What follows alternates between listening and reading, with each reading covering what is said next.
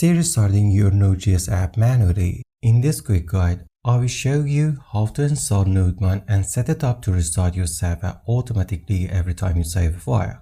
Let's get started. Let's start by installing Nodemon. I assume you have Node.js and npm installed. You can install Nodemon globally or as a dev dependency on your project using npm.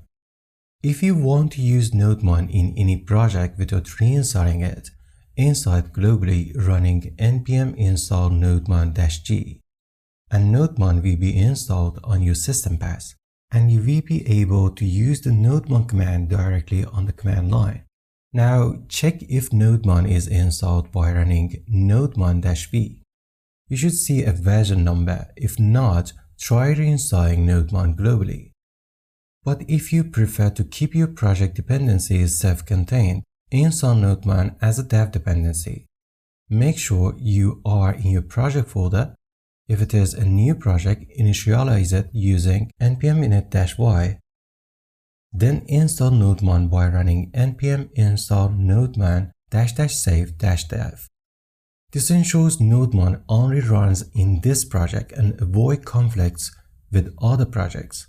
With a local installation, Nodemon will not be available in your system path, and this means if you try running the Nodemon command, you will receive Nodemon command not found. You can verify local installation by running npm list --deps equals 0, find the cr Nodemon on Windows, or grep Nodemon on Mac or Linux. Let's see Nodemon in action.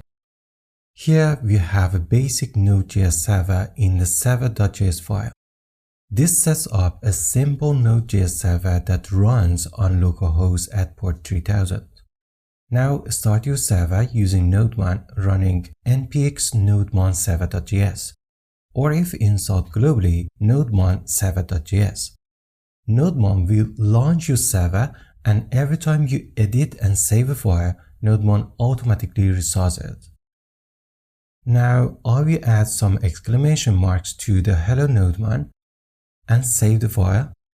As you can see, Nodemon restarts the server.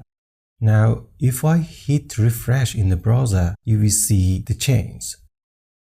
Nodemon also lets you pass arguments like the host and port exactly like you would with regular Node.js. For example, if you want to run the server on port 8080, run this instead. npx nodemon server.js localhost 8080. Nodemon doesn't process these directly. It simply forwards them to the application, just like Node would.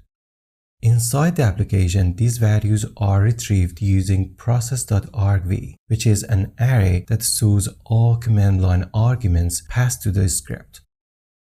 If for any reason you need to manually restart Nodemon, just type rs in the terminal and press enter. To streamline your development process, let's add a custom script to your package.json that runs Nodemon for us. We will name it dev, but you can choose any name you like.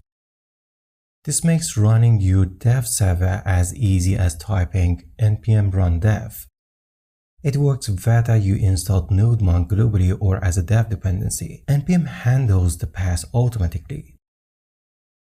And that's it. You have learned how to install Nodemon and run it. It saves time, reduces errors, and boosts productivity. In the next video, we will take it to the next level, creating a nodemon.json config file, customizing file extensions, setting ignore rules, and creating a clean dev workflow. See you on the next one.